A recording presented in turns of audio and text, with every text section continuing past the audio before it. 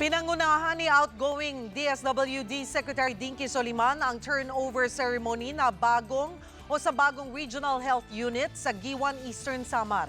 Ito ay kahit hindi pa tapos ang naturang gusali. Umaaksyon si Mon Gualvez. Tuloy-tuloy pa rin ang pagtatayo sa Regional Health Unit na ito sa Giwan Eastern Samar, ang bayan kung saan una naglandfall ang Bagyong Yolanda noong 2013. Pero isang turnover ceremony nang isinagawa ng DSWD Kalahi Seeds at ibang private partner agency sa lokal na pamahalaan. Sakto raw kasi na nasa lugar si outgoing DSWD Secretary Dinky Soliman. Nandito rin ako para makipag-meeting sa aking Regional Management Committee ng Region 7 and 8. Kanilang itinaon na makapunta ko ulit dito para makipagdiwang sa mga community volunteers.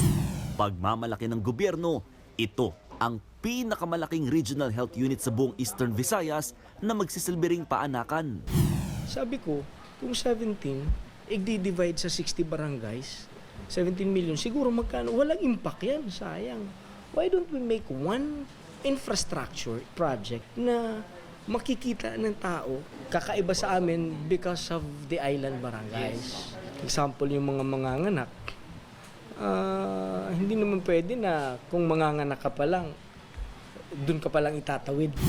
Siniguro rin nila na doble ang tibay nito para hindi na maulit ang nangyari noon sa tulad ni Riza na napilitang manganak sa sirang health unit. Mahirap kasi di mo alam kasi nga mga gamit sira. Wasak-wasak na yung yung center. Tapos walang mga malilinis na karayom. Siniguro rin na mga taga-Marabot Samar na matibay ang bagong tayong seawall sa lugar. Ito yung riprap o mga pinagpatong-patong na bato na nagsisilbing proteksyon noon ng mga residente dito sa bayan ng Marabot. Pero dahil sa lakas ng alon, madali lang itong nabuwag, kaya naman di hamak na mas makakatulong daw sa kanila ang pagkakaroon ng konkretong seawall. Aabot lang sa 600,000 piso na gasto sa seawall dahil mga residente na nagtulong-tulong na magtayo nito. Safe kami dito dahil mas matibay siya at saka mas maganda ang kagawa niya dahil safe ang mga tao, lalo na pag malakas ang alon. Kahit may bagyo dito sa amin nung bumagyo ng Ruby, nung lang ng bagyo, okay sa amin dahil hindi naman siya umaabot doon ng alon. Mula rito sa Samar, umaaksyon Mon Gualvez, News 5. Be sure to come back. Use 5 everywhere. Copyright 2016.